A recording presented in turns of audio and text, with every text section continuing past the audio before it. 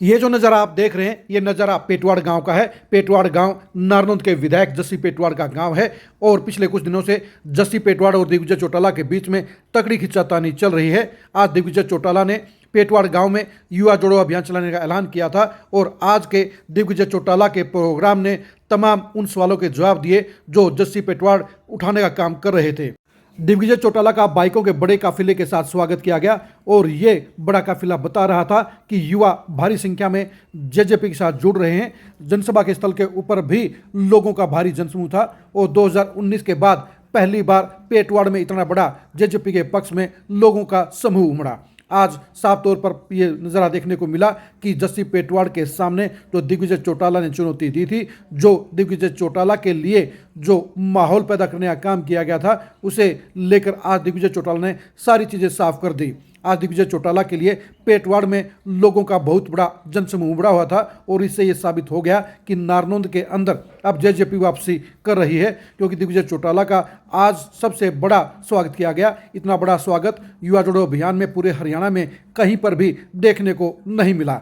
यानी जो नारनौंद जेजेपी के लिए खाली स्थान लग रहा था, जो 2024 के चुनाव में खत्म हो गया था, आज पेटवाड़ गांव ने वहां से दिग्विजय चौटाला के साथ साथ जेजेपी को भी संजीवनी देने का काम किया, क्योंकि जिस हिसाब से आज हजारों लोगों की भीड़ पेटवाड़ में उमड़ी हुई थी, उससे ये साबित हो गया कि दिग्विजय चौटाला और जस्सी पेटवाड़ के बीच में चल रही इस खींचातानी के बीच में दिग्विजय चौटाला काफ़ी आगे हैं।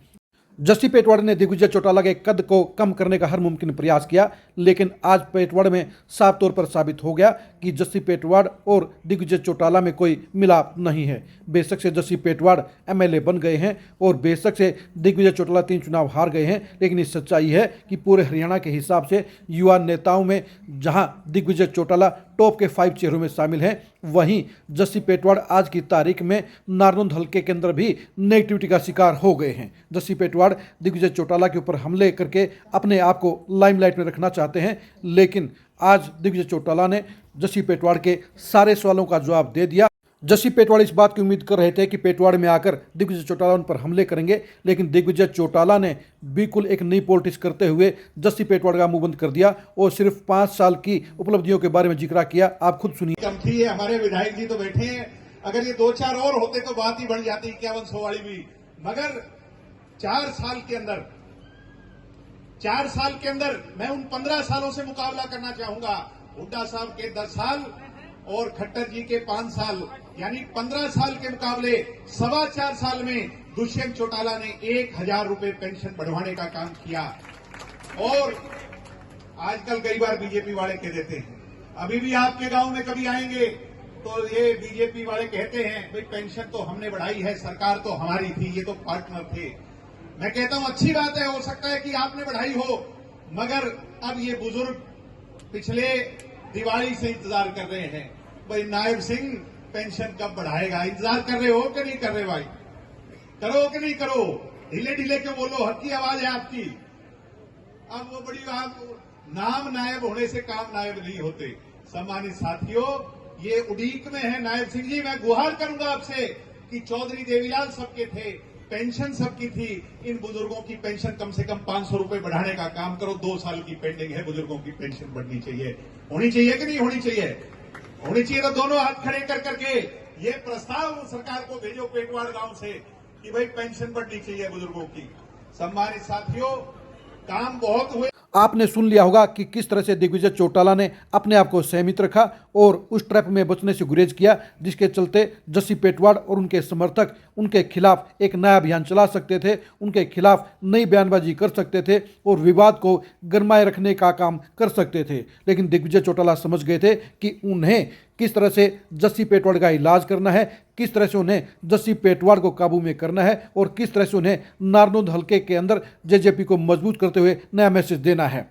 जेजेपी के युवा साथियों ने आज बड़ी संख्या में दिग्विजय चौटाला की अगवानी करते हुए पहले से ये साफ कर दिया था कि वो आज अपने नेता का सिर नहीं झुकने देंगे, उनकी ताकत को कम नहीं होने देंगे और ये दिखा देंगे कि सिर्फ पेटवाड़ में ही दिग्विजय चौटाला के सामने जस्सी पेटवाड़ कुछ नहीं है। आप खुद ही देखिए कि कितने बड़े काफिले के साथ युवाओं ने आज दिग्विजय चौटाला की अगवानी की और ये दिखा दिया कि आज की तारीख में भी दिग्विजय चौटाला जस्सी पेटवाड़ से काफ़ी आगे हैं। युवाओं का ये बड़ा काफिला जिस हिसाब से दिग्विजय चौटाला को गांव में लेकर आया, उससे भी माहौल इतना गर्मा गया कि ये लग रहा था कि आज कुछ न कुछ बड़ा होने वाला है। लेकिन सबसे बड़ी पॉजिटिव बात यह रही कि इन युवाओं के बड़े काफिले ने दिग्विजय चौटाला और जेजेपी दोनों को मजबूत करने का काम किया।